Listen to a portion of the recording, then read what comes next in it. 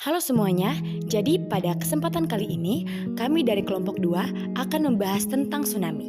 Nah, kita akan membahas apa itu tsunami, apa saja tanda-tanda sebelum terjadinya tsunami, dan juga mitigasi bencana tsunami, baik itu sebelum terjadi tsunami, sedang terjadi tsunami, dan juga setelah terjadinya tsunami.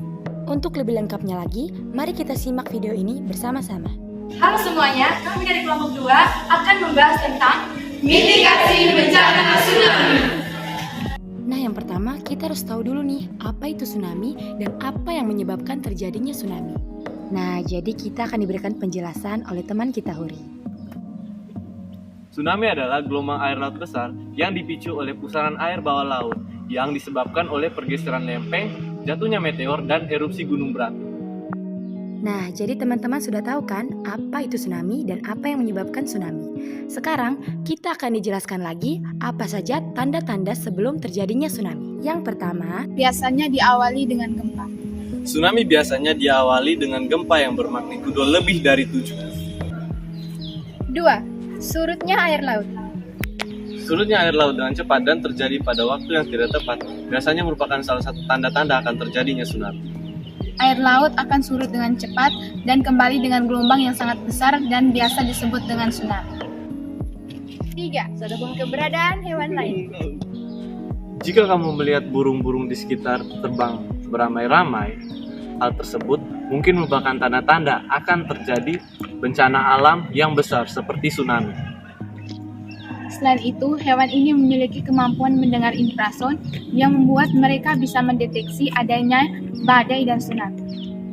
nah jadi itu dia tanda-tanda yang paling sering ditemukan pada saat sebelum terjadi tsunami. Jadi seperti yang kita ketahui bahwa tsunami memberikan kerugian besar bagi manusia maupun bagi hewan. Untuk mencegahnya, kita perlu melakukan beberapa mitigasi sebelum terjadinya bencana tsunami. Ini dia langkah-langkah mitigasi yang bisa kita lakukan sebelum terjadinya tsunami. Yang paling pertama, kita dapat menanam bakau di sekitaran pantai, khususnya pada pantai yang rawan terjadinya tsunami. Mengapa demikian?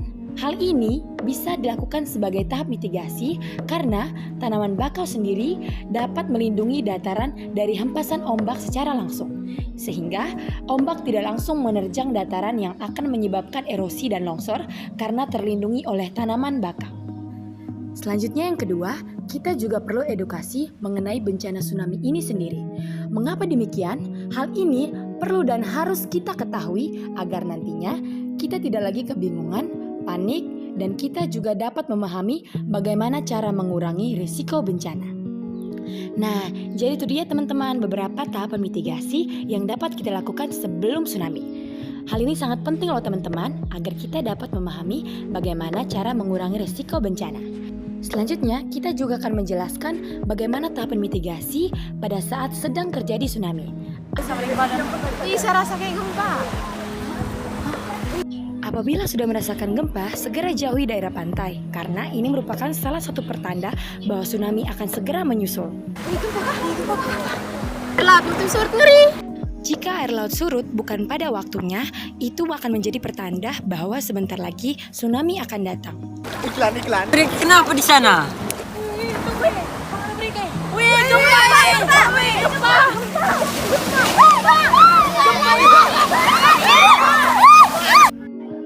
Langkah pertama, jangan panik dan segera berlari menuju jalur evakuasi.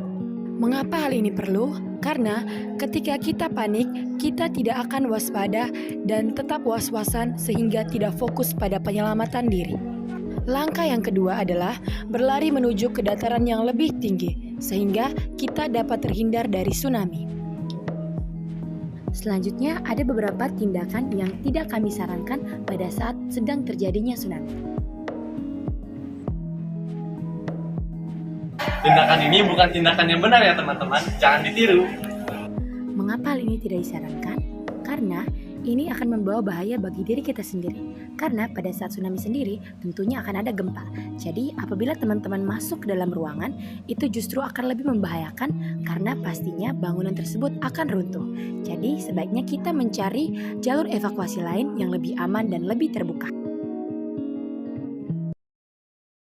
Tindakan ini bukan merupakan tindakan yang saya sarankan, tetapi itu bisa menjadi alternatif jika kita tidak bisa menemui tempat evakuasi yang lebih aman.